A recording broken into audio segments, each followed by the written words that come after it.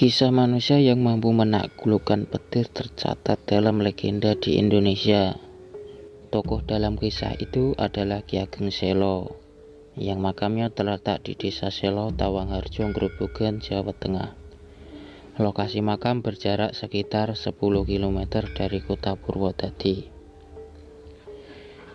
Makam Ki Ageng Selo sekarang merupakan benda cagar budaya yang dilindungi Undang-Undang Cagar Budaya Nomor 5 Tahun 1992 Jo Undang-Undang Cagar Budaya Nomor 11 Tahun 2010. Selain makam, termasuk juga Masjid Ki Ageng Selo dan Tanah Megarsari.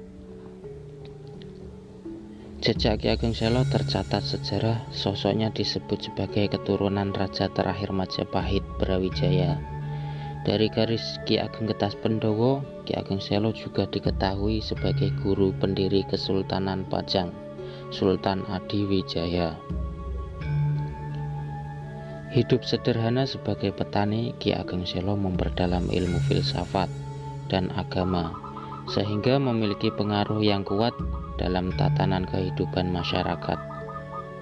Bahkan oleh pikiran Ki Ageng Selo sangat didengarkan penduduk setempat. Dikenal sebagai orang bijaksana dengan ilmu kanuragan yang tinggi, Ki Ageng Selo tak pernah tinggi hati. Ia menjadi pendengar yang baik dan mau membantu kesulitan yang dihadapi para petani.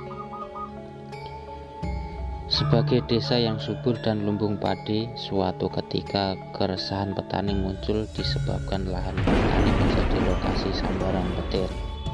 Akibatnya, hasil panen padi berkurang dan petani merasa was-was mengolah lahannya.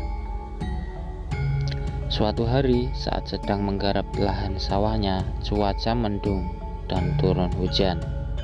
Lalu petir menyambar Ki Ageng Selo. Dengan ilmu kanuragannya, Ki Ageng Selo menangkap petir yang berwujud naga. Kemudian diikat pada pohon gandrik di sekitar lahan sawahnya. Ketika dibawa ke rumah, wujud naga itu disimpan dalam lemari yang kini bisa dilihat di area belakang pondok makam. Hingga kini masyarakat Jawa percaya bila hujan turun dan muncul petir, mereka akan terhindar dari sambaran petir bila berucap, "Gandrik anak putune Ki Ageng Selo, gandrik anak cucu Ki Ageng Selo." Saat dibawa ke Sultan Demak, petir berupa naga berubah wujud menjadi seorang kakek yang dikerangkeng dan ditempatkan di alun-alun. Seorang nenek mendekati kerangkeng dan menyemburkan air dari kendi yang dibawanya ke arah si kakek. Petir menggelegar, wujud kakek dan nenek itu menghilang tiba-tiba. Dalam satu foto yang dipajang di pendopo sebelah kanan selasar menuju makam, pengunjung bisa melihat gambar wujud naga petir yang ditangkap Ki Ageng Selo. Gambar tersebut dilukis oleh Ki Ageng Selo dengan judul Lawang Bledek dan terpahat di pintu utama Masjid Agung Demak.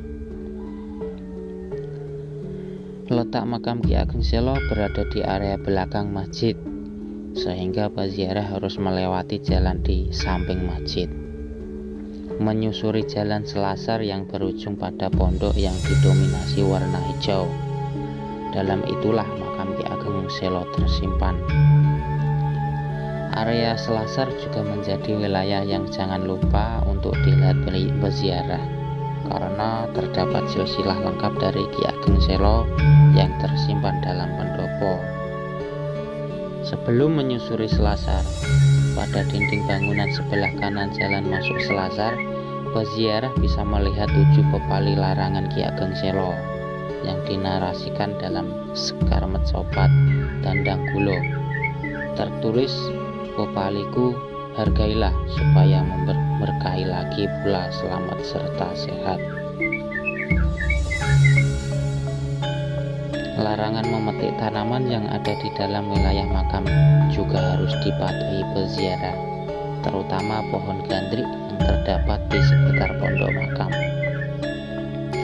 Selain itu, peziarah yang datang haruslah menjaga ketenangan agar tidak mengganggu peziarah lain sedang melantunkan ayat-ayat berdoa dengan khusyuk.